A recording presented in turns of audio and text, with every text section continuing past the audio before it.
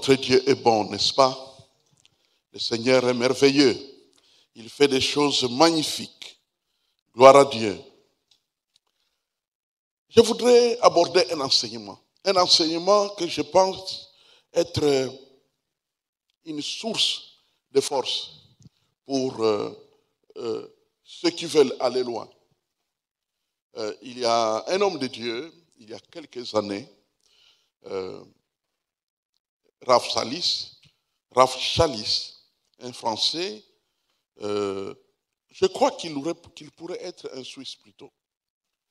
Alors, il a écrit un livre auquel il a donné le nom ou le titre, « Si tu veux aller loin ». Alors, il a donné toutes sortes de conseils. Ce livre fait partie des livres que nous avons lus à l'époque de notre conversion, vers les années 79, 80, par là, 81. C'est là que nous avons lu ce livre grâce à l'aide sans mesure de la Ligue pour la lecture de la Bible. La Ligue pour la lecture de la Bible a fait un travail grandiose dans les pays de l'Afrique francophone. Et nous en sommes le fruit. Alors que nous terminions les humanités secondaires, nous avions accès à de la littérature évangélique de valeur. Plusieurs vérités étaient déjà maîtrisées grâce, n'est-ce pas, aux publications qui nous atteignaient au travers de la Ligue pour la lecture de la Bible. Eh bien, ce que je vais toucher aujourd'hui pourrait aller un peu dans ce sens-là, si tu veux aller loin. Et alors, la réponse que je donne à cette question, à ce désir, à cette intention, c'est si tu veux aller loin, observe 5 voies bibliques, royales, pour aller vers l'élévation spirituelle. 5 voies bibliques, royales, pour aller vers l'élévation spirituelle. Prions le Seigneur. Seigneur notre Dieu, je t'invoque afin que tu viennes par le Saint-Esprit nous parler. Viens toucher nos cœurs, viens t'adresser à chacun de nous selon ses besoins. Viens faire avancer chacun de nous tous. C'est ton plan, c'est dans ta volonté. Au nom de Jésus. Amen.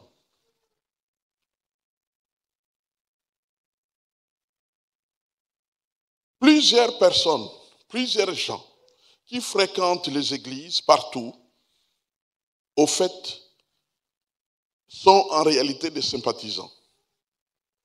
C'est-à-dire, ils n'ont rien de très important à faire ce dimanche-là.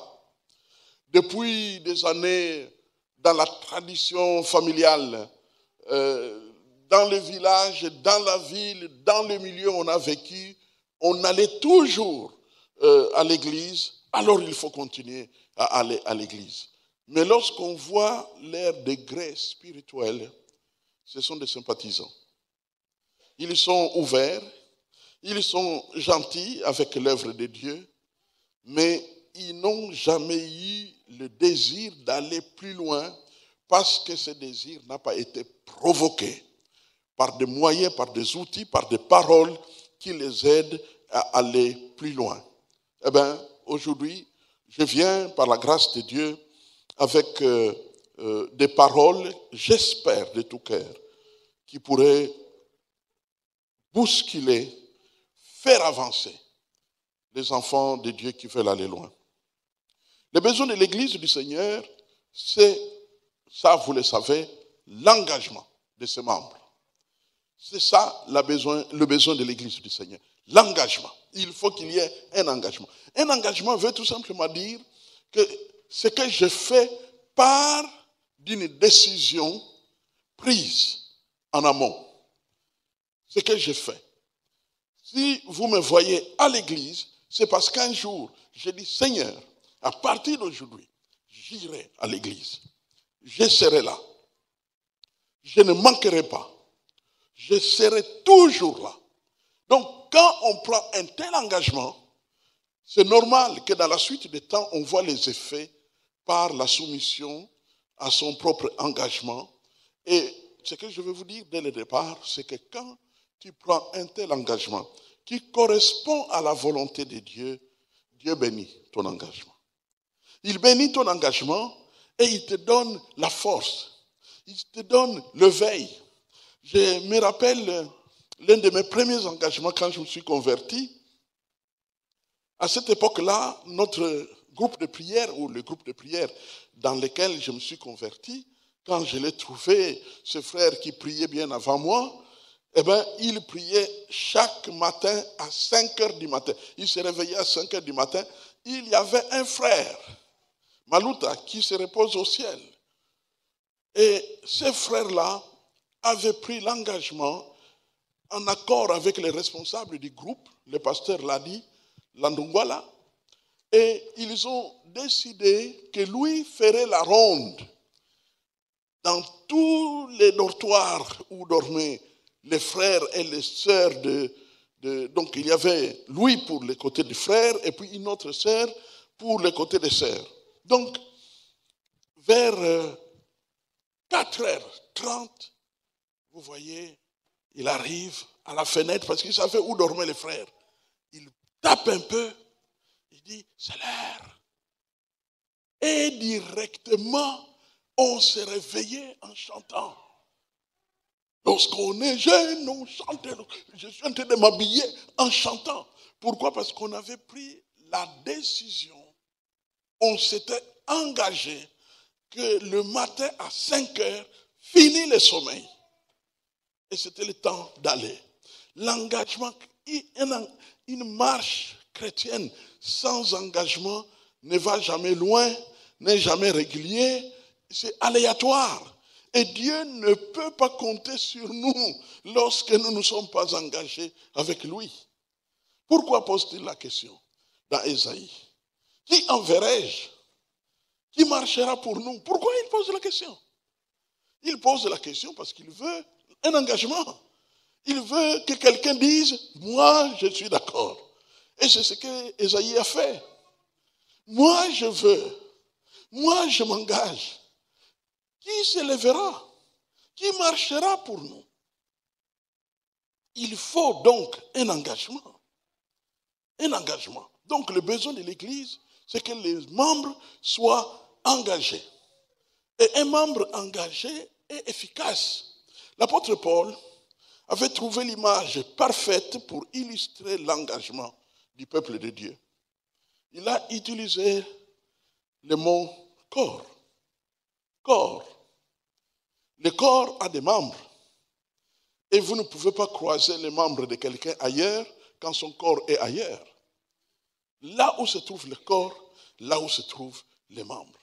Donc, pour l'apôtre Paul, de la part du Saint-Esprit, quand le corps, c'est-à-dire l'Église, est réuni, aucun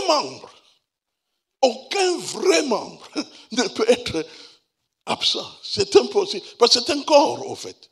C'est un corps. S'il avait utilisé une autre expression comme groupe ou tout simplement scout ou je ne sais pas quel autre mot qu'il pouvait utiliser pour illustrer l'Église, on comprendrait que de temps en temps on sera là, si on a le temps, si c'est possible, et ainsi de suite. Personnellement, sur le plan pratique, dans le contexte, par exemple, d'Europe et d'Amérique d'ailleurs, je sais que plusieurs sont obligés de travailler, parfois même le dimanche parce que l'horaire et les besoins de la société s'imposent. Quand on est dans un tel contexte, il est tout à fait normal qu'on ne soit pas là parce qu'il y a un contexte. Et d'ailleurs, même lorsqu'on est dans une telle situation, si l'engagement est dans le cœur, même là où on se trouve en train de travailler, on est en communion avec ceux qui sont à l'église. Parce qu'on est engagé avec le Seigneur, on est membre du corps. On est membre du corps. Et on doit être justement membres de ce corps. Le but donc ultime n'est pas de garantir la réussite de l'entreprise EIB. Ce n'est pas ça le but. Vous savez, parfois quand je vois nos attitudes, j'ai l'impression que de temps en temps, on a un peu peur. Est-ce que ça va marcher? Est-ce que nous allons encore devenir comme ce que nous étions autrefois? Est-ce que des petits soucis? On a chanté, je n'ai plus peur. Pas seulement de la mort, ni de la croissance de l'EIB. Je n'ai plus peur. Au fait, nous ne pouvons pas nous inquiéter au sujet de l'entreprise Église. Pourquoi? Parce que son sort ne nous a pas été confié. Jésus a gardé le sort de l'Église à son propre niveau. C'est comme le sort du dernier jour. Le dernier jour, la fin du monde, Dieu a gardé ça pour lui. Eh bien, figurez-vous que la croissance de l'Église, Dieu a aussi gardé ça pour lui. Tout ce que Dieu garde pour lui, il ne faut pas vous en soucier. Prendre des responsabilités, oui. Accomplir des tâches, oui. Mais s'en soucier, non. Parce que Jésus a dit, je bâtirai mon Église. Il est assis à la droite de la majesté divine. Et il est là en train de bâtir son Église. Dans le visible et dans l'invisible. Dans le cœur, il agit. Certains frères, certaines sœurs qui viennent à l'église, avez-vous joué un rôle pour qu'ils viennent? Non. Il s'est réveillé un matin, il a dit, mais il y a longtemps que je suis allé à l'EIB, je vais y aller, dites-moi l'adresse. Il prend le transport. Parfois, c'est une direction qu'il n'a jamais prise auparavant, mais il est guidé comme par on ne sait qui jusqu'à ce qu'il arrive. Ça, c'est Jésus. C'est son travail. Nous, notre part, c'est tout simplement, à mon niveau, à ton niveau, d'être engagé. Engagé avec le Seigneur. Parce que membre du corps. Donc, le but ultime n'est pas de garantir la réussite d'une entreprise, mais d'offrir à chaque membre du corps local de Christ l'opportunité de tirer le maximum de grâce possible qui coule au sein du corps, au travers de l'Église. C'est ça le but de l'Église, c'est d'équiper les saints. C'est de nous équiper. C'est la raison pour laquelle je me prépare personnellement pour participer à votre équipement. Que vous soyez équipés, n'est-ce pas, à pouvoir bénéficier de toutes les grâces qui coulent là où se trouve l'Église. Car c'est là-bas qu'on persévère. Souvenez-vous, Acte 2, 42. Il persévérait. Quelle grâce? Enseignement de l'Église. Quelle autre grâce? Communion fraternelle. Et encore, fraction du pain. Et encore, les prières, etc. Les grâces coulent à l'Église. Et le but, c'est que chacun qui vient, parce qu'il est engagé, parce qu'il est régulier.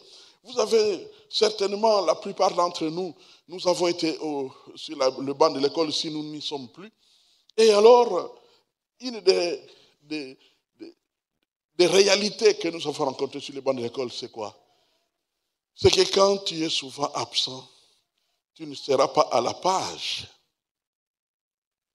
Certaines questions à l'interro pourraient te surprendre. Tu pourrais poser la question, toi tu as étudié ça? On dit, mais oui, on a eu ça. D'ailleurs, c'était au mois de, ainsi de suite, vers telle période, le professeur avait expliqué ça. Vraiment, il a pris tout son temps pour expliquer. D'ailleurs, je n'ai même pas étudié ça parce que c'était tellement clair quand il avait expliqué. Je n'ai fait que répondre. Ah! Et tu commences, tu n'oses plus dire que tu n'étais pas là pour que... Alors qu'effectivement, tu n'étais pas là. Tu n'étais pas là. Mon but n'est pas de... Vous savez, quand on prêche la parole, un serviteur de Dieu qui annonce la parole depuis tant d'années, je ne peux pas perdre mon temps à me poser des questions à qui je m'adresse. Parce que je m'adresse à tout le monde. qui est-ce que cette parole peut critiquer? Je critique tout le monde. Moi du nombre. Et je vous dis la vérité de mon cœur. Donc, la parole, quand tu la prêches, il faut la faire arriver telle qu'elle n'est pas retranchée. Il faut l'envoyer. Et le Saint-Esprit va s'en occuper pour traiter les cœurs, pour gérer les cœurs. Parce que quand nous venons, c'est avec des fardeaux. Mais quand nous repartons, nous devons repartir les fardeaux abandonnés au pied de la croix. Si je viens régulièrement, je me sens encouragé et je me dis, je continuerai à venir à la maison de l'Éternel jusqu'à la fin de mes jours. Et si j'ai souvent négligé, je me dis, Seigneur, c'est la dernière fois, la fois passée, que j'ai négligé. Maintenant, désormais, je viendrai à la maison de l'Éternel jusqu'à la fin de mes jours. C'est comme ça que les saints fonctionnent par rapport à la parole de Dieu. On ne discute pas avec un prédicateur parce que le prédicateur est condamné à faire ce qu'il fait. D'ailleurs, là, il y a même l'esprit qui dit, n'est-ce pas, à l'un des prophètes, Jérémie, il lui dit, tu es condamné à dire ce que tu dois dire.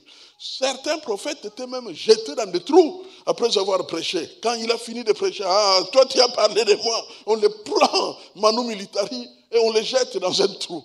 Comme ça, tu péris là-bas à cause de ce que tu as. C'est ça le chemin d'un prédicateur. C'est cela le chemin d'un prédicateur. Je ferme cette parenthèse. C'est juste pour nous rassurer qu'au fait, les choses qui sont partagées ici, quelle que soit leur nature, nous sont adressées pour notre édification, c'est-à-dire notre construction, notre transformation.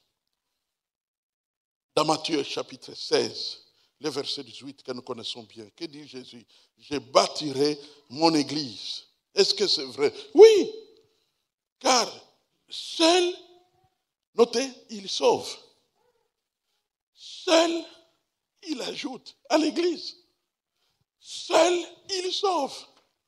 Parce que souvent on se dit, quand Jésus a dit que lui seul va bâtir son église, c'était juste une forme de style. Il ne voulait pas dire vraiment que nous, on ne doit pas travailler. Si, que nous devons travailler. Non, non, non, non, non, non, non, non. Jésus savait très bien ce qu'il disait. Quand il a dit, je bâtirai mon église, effectivement, les hommes, les serviteurs de Dieu sont exclus. Pourquoi? Parce qu'il y a des choses que Jésus fait que personne d'autre ne peut faire. C'est lui seul qui sauve. Or, quand on n'est pas sauvé, on ne peut pas être membre de l'église, même si on est présent. Numéro 2, c'est lui qui amène. C'est lui qui amène. Chacun de nous a une histoire d'être amené à l'église. Et vous verrez que même s'il y a des hommes qui ont joué un rôle, leur rôle était si mineur. Il y a quelqu'un qui nous a amenés. Je vous ai toujours partagé mon témoignage, comment ce samedi-là, je me suis levé, comme si on me disait, va, sors, va faire un tour. Et j'ai fait un tour sur cette rue Nongo, et je tourne à droite. Je me retrouve devant la porte ouverte du temple de la paroisse francophone de Kitambo. C'est Dieu qui amène, c'est Dieu qui conduit, qui nous amène. Et alors, la question est, que devons-nous faire? Que devons-nous faire pour que vraiment nous puissions avancer vers ce que Dieu a prévu pour nous? Je souligne encore qu'il y a des bénéfices glorieux promis à chaque membre qui s'engage. Je le souligne. Mais il y a 5 sortes d'engagement que j'ai prélevées dans la Bible. 5 sortes d'engagement qui garantissent la possibilité que chacun de nous qui s'engage aille loin dans le Seigneur. 5 engagements. Alors, le premier engagement, une conversion authentique. Une conversion authentique. C'est quoi une conversion authentique? C'est une démarche biblique et une évidence historique. 2 choses. Démarche biblique et évidence historique. Bien-aimés, lorsqu'on parle d'évidence biblique, c'est la décision. Si quelqu'un croit à celui qui m'a envoyé, il est sauvé. Si quelqu'un croit, voyez-vous, c'est une décision qu'on doit prendre. Si quelqu'un croit, et cette décision de se convertir est liée à une repentance radicale. Alors, une repentance radicale veut tout simplement dire que tu prends dans cette décision le fait de te détourner de la mauvaise vie qui était la tienne pour te donner totalement à Jésus. Te détourner. Le mot qui a été utilisé pour repentance, en grec métanoïa, veut tout simplement dire faire demi-tour, changer de direction. Ça veut aussi dire changer de pensée par rapport à la liberté de vivre qui est la tienne ou qui était la tienne. Quand Satan veut empêcher quelqu'un de se convertir, il frappe d'aveuglement de telles vérités. Il peut même te plonger dans le sommeil pour t'empêcher de comprendre, pour t'empêcher d'écouter, pour t'empêcher de saisir, de te remettre en question. Donc, une décision dans une repentance radicale pour dire je me détourne de la mauvaise vie que j'ai suivie et je me donne totalement à toi. Et alors, ça doit être daté. Ça doit être daté. C'est-à-dire, cette décision et cette repentance doivent être datées. Datées pas par toi, mais datées par l'événement. Parce que c'est un événement. La Bible dit pour une âme qui se répand sur la terre, il y a la fête au ciel. Donc c'est un événement.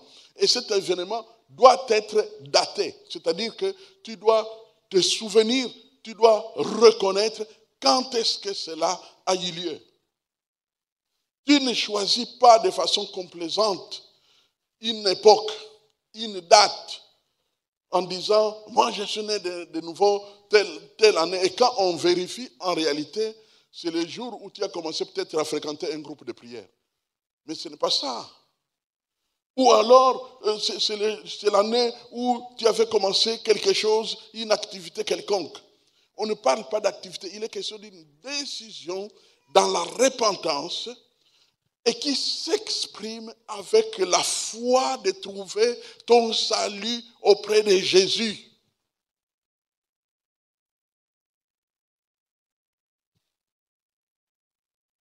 Les jours où j'ai donné ma vie à Jésus, je n'avais pas un projet de me convertir. J'étais libre dans ma vie. Alors totalement libre. Mais j'avais un problème qui n'avait rien à voir avec le besoin de me convertir parce que j'avais des insomnies. J'avais besoin vraiment. Et alors quand j'en ai parlé à un ami, cet ami m'a dit, je connais quelqu'un qui peut prier pour toi. S'il prie pour toi, ça va aller. Et j'étais curieux. C'est la première fois que j'apprenais. Et pourtant, j'ai vécu dans une famille chrétienne.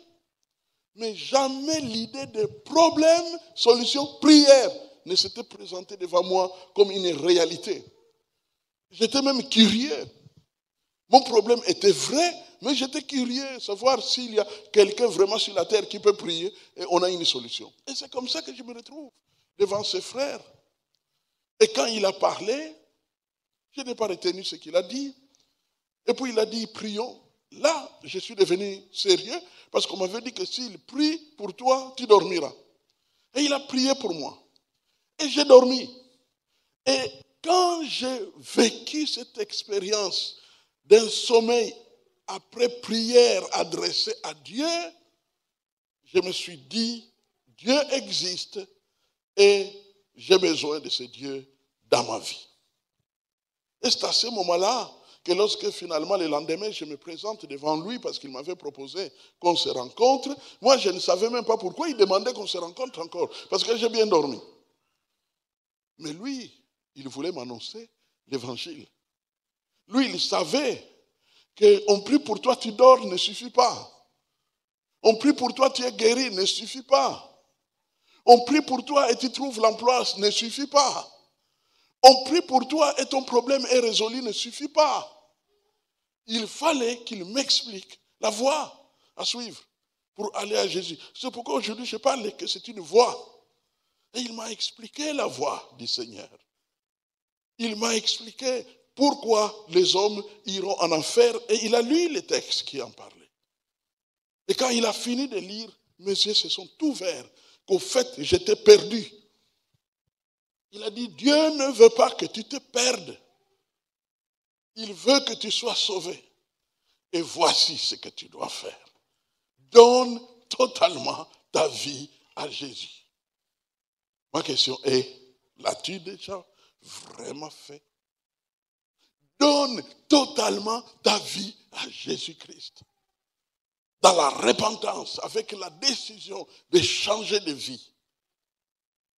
Parce que Jésus est mort sur la croix pour le pardon de tes péchés. Est-ce que tu crois à ça? Et c'est comme ça que tu t'accroches à cette main tendue d'un sauveur. Oh, si tu changes, alors tu iras au ciel. Ça, ce n'est pas l'évangile, ça. Tout le monde peut changer. Vous n'avez jamais connu de changement dans votre vie? Moi, si. Quand j'étais sérieusement malade, j'ai perdu l'appétit. J'avais totalement changé. On me proposait la meilleure nourriture que j'aimais bien. Mais je ne pouvais plus la prendre parce que j'avais changé. On peut changer.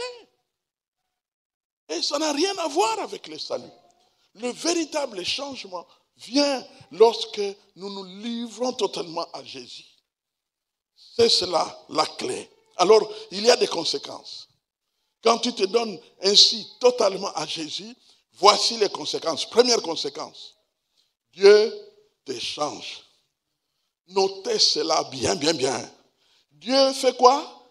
Il te change. C'est Dieu qui te change. C'est Dieu qui te change. Ça, c'est la première chose. Tu seras même surpris par toi-même. Et les autres pourront même te dire, mais tu n'es plus le même, toi. Ce n'est plus la même chose. Tu as changé. Qu'est-ce qui se passe? Le frère qui m'a amené chez celui qui m'a aidé à recevoir Jésus-Christ, il avait changé. Et nous avions tous constaté. Parce que nous avions une petite rencontre où on apprenait à fumer le cannabis, le chanvre. On apprenait à fumer les chanvres dans un petit coin où on se cachait entre élèves pour fumer les chanvres. Mais ce garçon ne venait plus. On s'est dit, mais pourquoi il ne vient plus? Et on ne savait plus, on ne le trouvait même plus. Au fait, les heures là que nous utilisions pour nous retrouver, lui, il était à la prière. Et puis un jour, je lui dis, quand maintenant j'ai les problèmes, je sais où aller les chercher, c'est dans les dortoirs où il dormait. Assez tard, je suis allé, je lui dis, voici mon problème. Il a dit, je connais quelqu'un qui peut t'aider. Je n'ai pas eu le courage de lui dire, mais pourquoi tu as changé? Que se passe-t-il? Pourquoi on ne te voit plus? Il a simplement dit, viens, il y a quelqu'un qui va t'aider. Donc la première chose, Dieu te change. Toi-même, tu peux t'en rendre compte. Les autres qui t'entourent peuvent s'en rendre compte que tu n'es plus le même. Ça, c'est le premier changement. Maintenant, notez, deuxième conséquence. Tu t'engages à changer toi-même. Vous voyez les deux engagements? Il y a Dieu qui te change, et puis toi-même, tu t'engages à changer. Pourquoi? Parce que Dieu ne te forcera pas à changer. Dieu te change comme un miracle. Tu vois des choses qui changent. Je n'ai pas suivi une cure pour que j'abandonne et la cigarette et le chanvre. Non. Il n'y a personne qui m'a aidé. Tout simplement, dès que j'ai ce jour-là pris la décision de donner ma vie à Jésus-Christ, quelque chose s'est produit. Toutes ces choses, il y a des choses qui m'ont quitté immédiatement.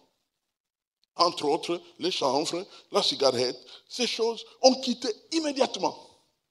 Immédiatement. Je ne dis pas que tu deviens saint. Non, il y a des choses qui peuvent rester parce que c'est lié à ta personne. Les choses personnelles, comme le caractère, comme une certaine manière de parler, certaines habitudes que ceux qui t'entourent ont observées en toi, ces choses-là coûtent ton engagement à changer. C'est toi qui dois décider de changer. Mais si tu ne reconnais pas ça, parce que pour que Dieu te change dans une chose qui n'est pas changée, tu dois commencer par lui dire, Seigneur, je vois que, ou mes proches voient que dans ma vie, il y a encore ceci et cela. Change-moi. Nous les chantons, n'est-ce pas, dans les cantiques, changer ma vie, changer mon cœur, pour que je sois tout à toi. Change-moi, Seigneur. Donc, quand tu t'engages, tu veux te changer, alors Dieu va te faciliter la tâche. Il te change. 2 Corinthiens chapitre 5, verset 17, nous explique clairement cela.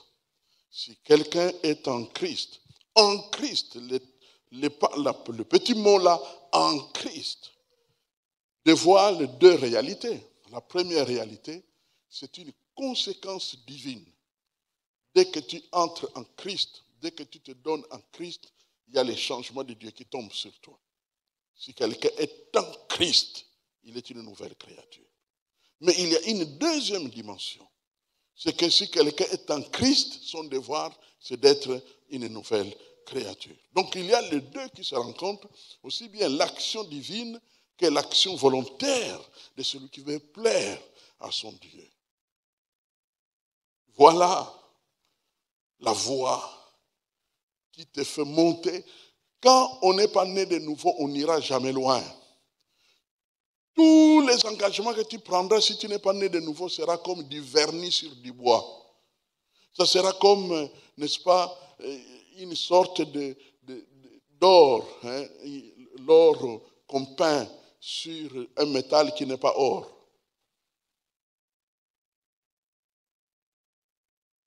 Alors tu n'auras pas la force, parce que Dieu n'est pas impliqué dans ton affaire. Dieu n'est pas impliqué dans tout ce que tu fais. Tu n'étais pas confié à Dieu. Tu as cru que tu pouvais. Et c'est comme ça qu'un grand nombre d'hommes et femmes qui fréquentent les églises sont devenus des sauveurs d'eux-mêmes. Tentent d'être des sauveurs d'eux-mêmes. Parce que c'est ce qu'on leur dit. Quand on te dit, mais pourquoi, qu'est-ce que tu attends pour changer? C'est comme si on était en train de te demander, sois le sauveur de toi-même. Quand Dieu te sauve, sa puissance te change. Et alors, tu contribues avec ta volonté pour que Dieu voie que tu coopères avec lui dans ton changement, que tu acceptes son programme de ton changement et tu entres avec lui dans le programme. Frères et sœurs, ce que je partage là, vous en avez besoin personnellement. Mais surtout, vous en avez besoin dans vos rencontres. Parce que quand il est question de parler de Jésus à d'autres, il n'y a pas beaucoup d'endroits où j'explique assez clairement ce que quelqu'un doit croire pour être sauvé. C'est donner totalement à Jésus-Christ. C'est donner totalement à Jésus-Christ. Deuxième voie. La deuxième voie, c'est choisir Dieu au quotidien. Choisir Dieu au quotidien. Mon frère, ma soeur, tu ne peux pas de temps en temps être chrétien et de temps en temps être totalement païen. Tu ne peux pas être dans des milieux où carrément tu prends ta lampe, tu mets sous le boisseau. Tu prends ta lampe et tu mets sous la table bien couverte en sorte que personne ne verra que tu es chrétien. Non. Ça ne peut pas être ainsi. Tu dois choisir Dieu au quotidien. Le mot qui est utilisé, c'est le verbe persévérer. Celui qui persévérera jusqu'à la fin sera sauvé. C'est Jésus qui le dit. Dans Matthieu 24, verset 13. Et curieusement, ces mots ou ces mots d'ordre donnés par Jésus sera appliqué dans la première église, l'église primitive. Ils persévéraient. Parce qu'ils ont entendu Jésus avoir dit que celui qui persévérera jusqu'à la fin sera sauvé. Et eux se sont engagés à persévérer. Ils persévéraient. Ils persévéraient.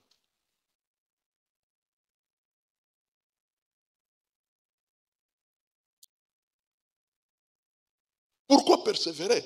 Parce que l'iniquité ou le péché qui se répand dans beaucoup de vies, eh bien, l'iniquité émousse l'engagement, détruit l'engagement. Parce que, lisons ce verset, Matthieu 24, le verset 13. Que dit l'Écriture?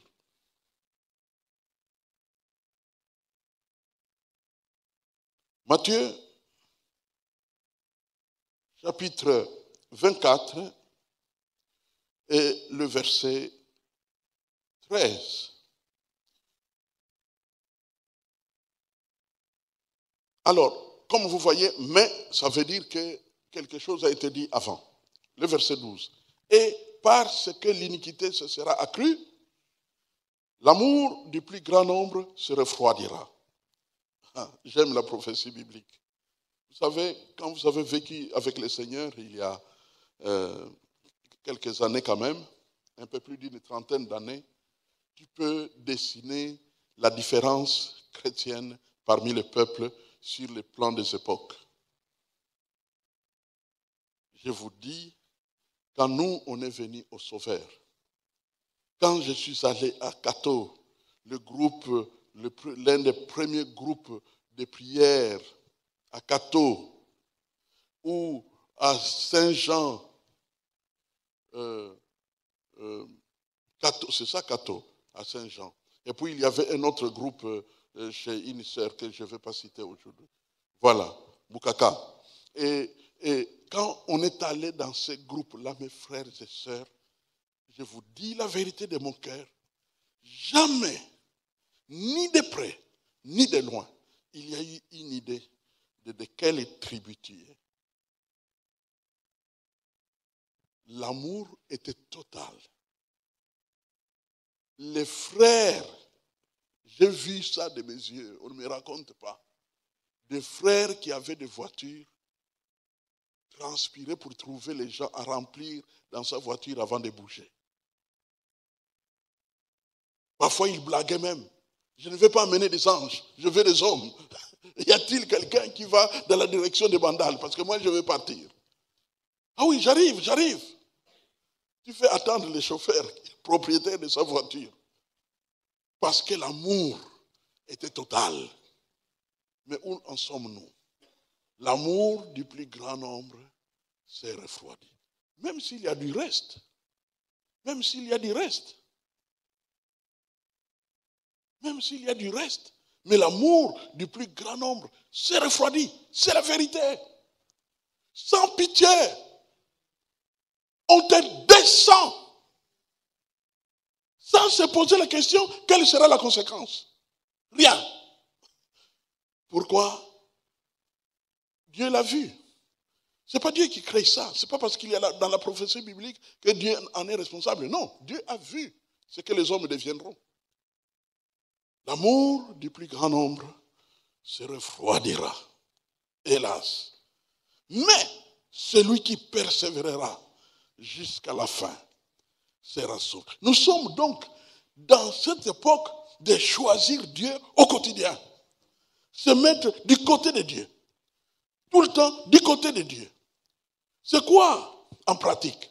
C'est choisir Dieu en toutes circonstances. Quand tu choisis Dieu en toutes circonstances, voici les conséquences. Tu perds ta race.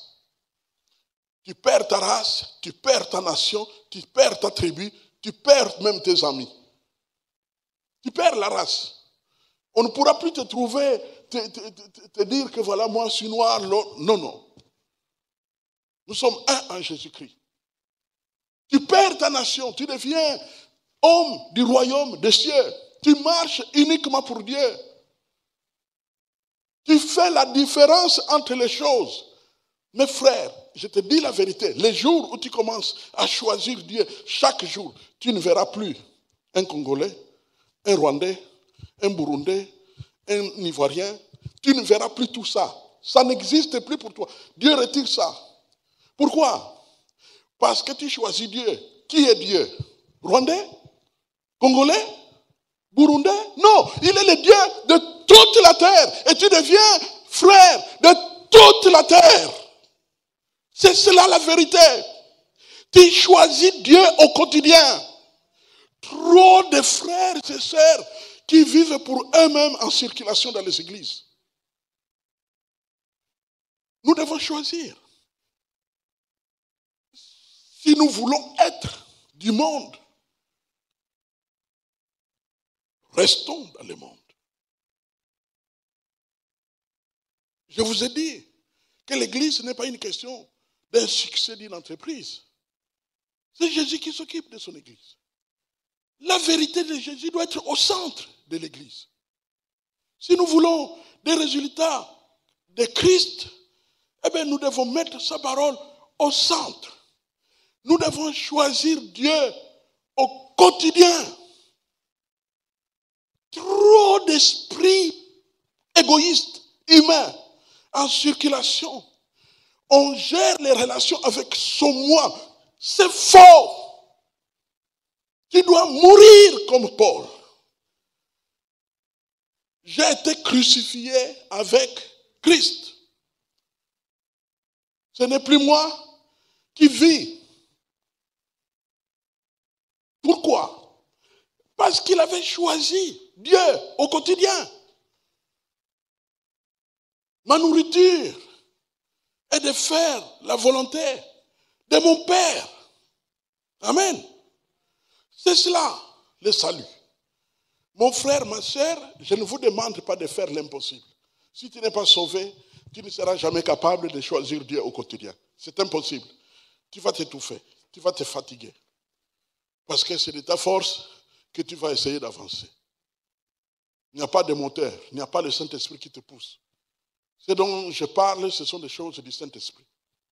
Mais si tu as vraiment l'Esprit de Dieu en toi, ne pas le faire, c'est un crime contre ton Dieu. Tu l'empêches d'être ce qu'il devrait être en toi. Nous sommes des chevaux, des ânes de Jésus. Où on nous voit, on a vu Jésus. C'est ça le plan de Dieu. Alors, on sera efficace en tout. Efficace en tout.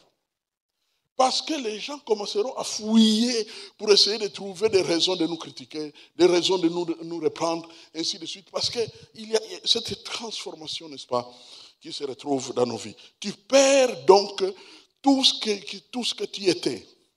Race, nation, tribu, amis, tu perds tout ça.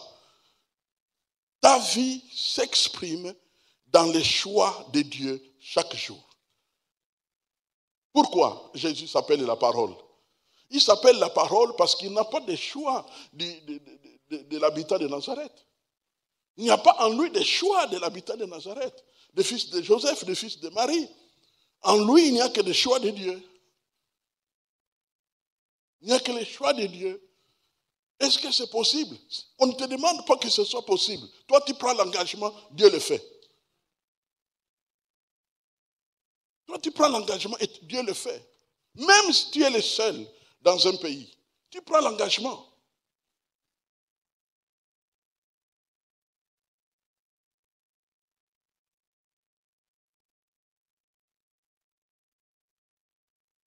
Tant mieux qu'il y ait des frères et sœurs venus de ton village.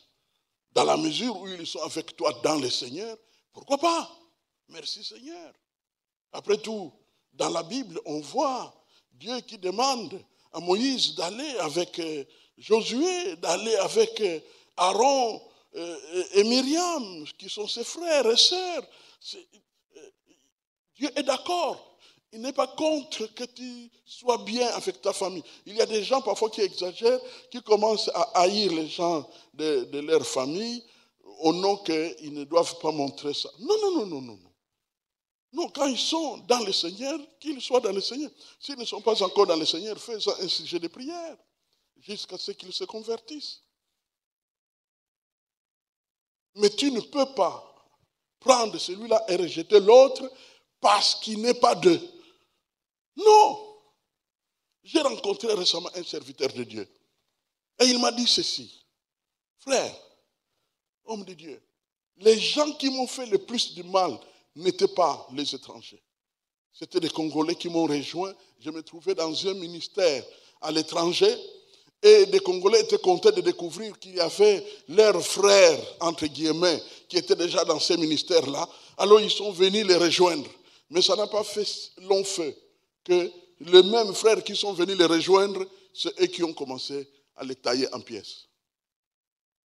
Donc, ce qui fait que, je vous dis la vérité, les ismes là du monde ne servent à rien, pas à grand chose. Tu ne seras pas toujours béni par les gens de ta maison. Tu ne seras pas toujours béni par tes frères ou tes soeurs ou tes cousins ou tes oncles. Tu ne seras pas toujours béni. D'ailleurs, les meilleurs sorciers pour te manger, ce sont les gens de ta maison. Alors Dieu a bien fait les choses. Que nous soyons à lui, avant tout. Amen. Et nous allons de chez lui vers les autres, comme lui-même est le Dieu de toute la terre. Il est le Dieu des Américains, il est le Dieu des Belges, le Dieu des Russes, et ainsi de suite. Vous savez, un jour, j'étais en train de traiter une affaire très simple, personnelle, et la dame qui me pose la question, alors monsieur, toi tu es pour l'Ukraine ou la Russie? Je me suis tué pendant un temps.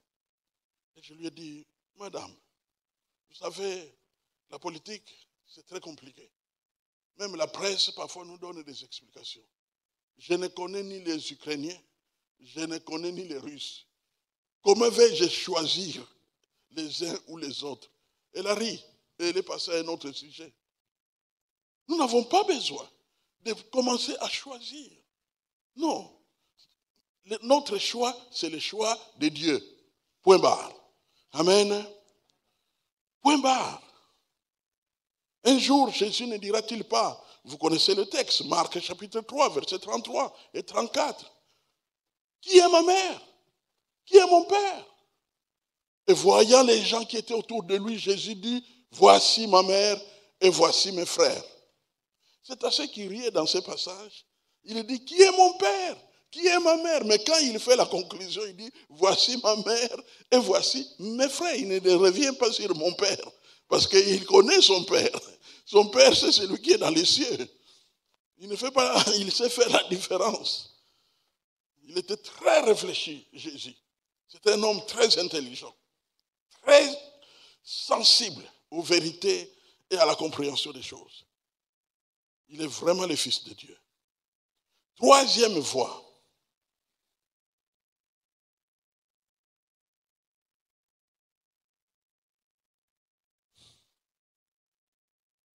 Je vais m'arrêter à 3. Nous continuerons prochainement. Pour que vous ne puissiez pas vous fatiguer. Troisième voie, notez. Se laisser dévorer par le zèle de la maison de l'Éternel. Que dit la Bible, vous connaissez? Le zèle de ta maison fait quoi? Me dévore. Eh bien, laisse-toi dévorer par le zèle de la maison de l'Éternel. Qui est dévoré par le zèle de la maison de l'Éternel? C'est celui ou celle qui en fait plus que les autres dans la maison de Dieu. Je répète. Est dévoré par le zèle de l'Éternel, c'est celui qui en fait plus que les autres dans la maison de l'Éternel. Quand je dis plus que les autres, en réalité, tu n'atteindras jamais le niveau où tu fais vraiment plus que les autres, parce que tu ne sais pas quels sont les engagements des autres, justement. Mais fais comme si tu feras plus que les autres dans la maison de l'Éternel. Quand tu fais ça, c'est les ailes de la maison de l'Éternel qui te dévorent.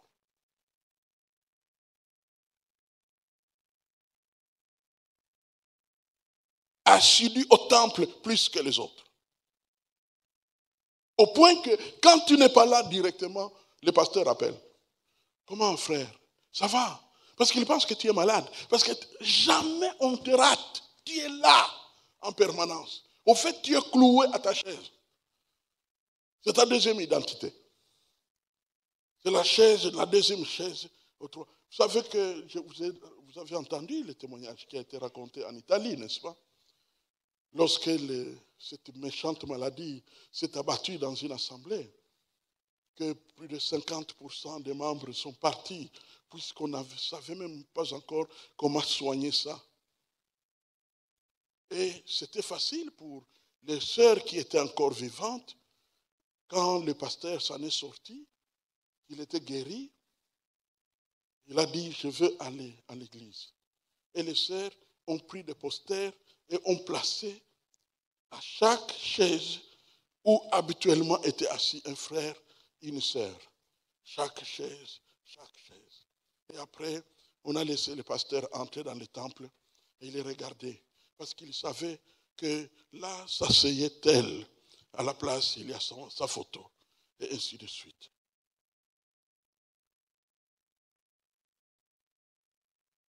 Assidu au temple, plus que les autres. Donne, plus que les autres. Est-ce que t'est-il déjà arrivé dans ton cœur que tu te dises, je donne plus que tous les autres?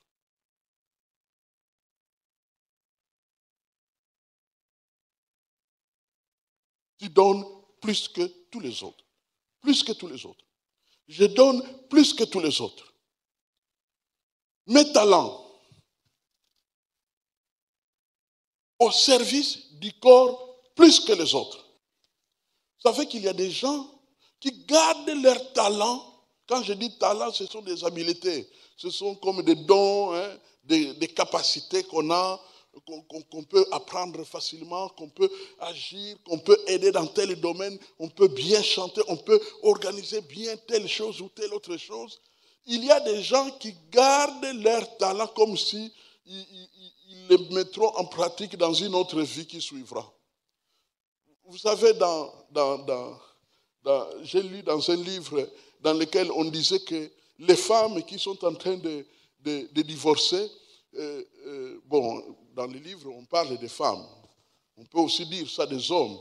Les femmes qui sont en train de divorcer ont toujours des choses qu'elles gardent comme si elles attendent une vie qui viendra après. Alors, elles se préparent déjà secrètement à cette vie-là en attendant. Donc, ils se conservent pour cette vie-là. Quand vous voyez ça dans le corps de Christ, c'est quelqu'un qui n'est pas consommé par les ailes de la maison de l'Éternel. Parce que les ailes de la maison de l'Éternel, tu donnes tout. Tu donnes tout plus que les autres. Tu te donnes plus que les autres. C'est cela, les ailes. Hein? Tes talents, tu les donnes plus encore plus que les autres. Tu pries plus que les autres. Vous vous souvenez de ce que, pour du moins les anciens, ce que notre frère Zacharias Tanefomoum avait dit un jour, que l'Église dépend de ceux qui prient plus que les autres.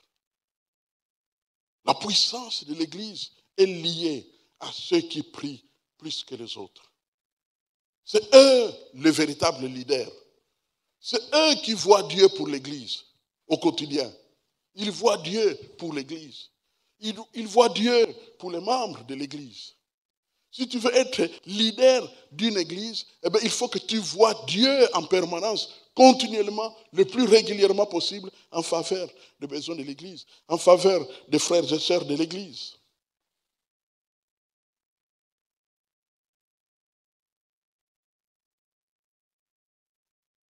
Psaume, chapitre 69, le verset 9, que dit l'Écriture? Psaume 69,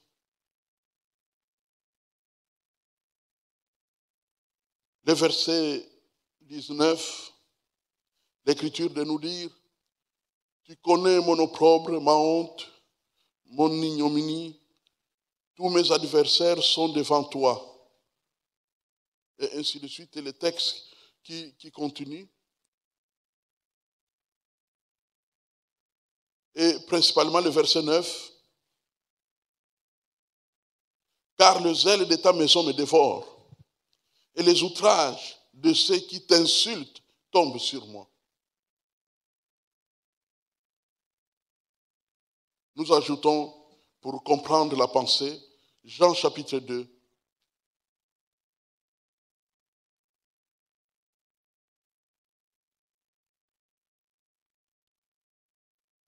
Le verset 17. On peut commencer par 15. Ayant fait un fouet avec des cordes, il les chassa tous du temple, ainsi que les brebis et les bœufs. Il dispersa la monnaie des changeurs et renversa les tables. Et il dit aux vendeurs de pigeons, ôtez cela d'ici, ne faites pas de la maison de mon père une maison de trafic. Et le verset 17, ses disciples se souvinrent qu'il est écrit, les ailes de ta maison me dévorent. Voyez-vous comment Jésus était dévoré par les ailes de la maison de l'Éternel. Il a fait un fouet. Il a fait un fouet. Il s'est mis à frapper, à frapper. Je ne sais pas, vous avez vu comment il a maltraité la monnaie? À l'époque, il n'y avait pas de l'argent en billets. Hein? C'était toutes des pièces. Donc, vous pouvez vous imaginer, il y a 5 vendeurs, changeurs qui sont assis sur les différentes tables, chacun avec son tas de monnaie, son tas d'argent. Et puis, Jésus vient et il renverse tout. Vous comprenez les dégâts économiques. Donc tout se mélange. C'est vraiment la cacophonie. C'est un désastre incroyable. Et les disciples disent, ah, c'est ce que dit l'Ancien Testament. C'est ce qu'a dit David. Les ailes de ta maison me dévorent. Voyez-vous ce qu'on fait quand les ailes de la maison de l'Éternel te dévorent? Amen. C'est cela. Bien-aimé, le salut authentique, daté. Un engagement a eu lieu. Tu t'es livré totalement à Dieu. Si ce n'est pas encore, nous prions maintenant.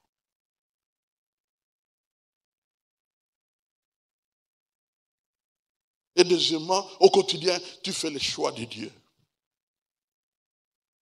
Les choix de Dieu. Tes choix ont disparu.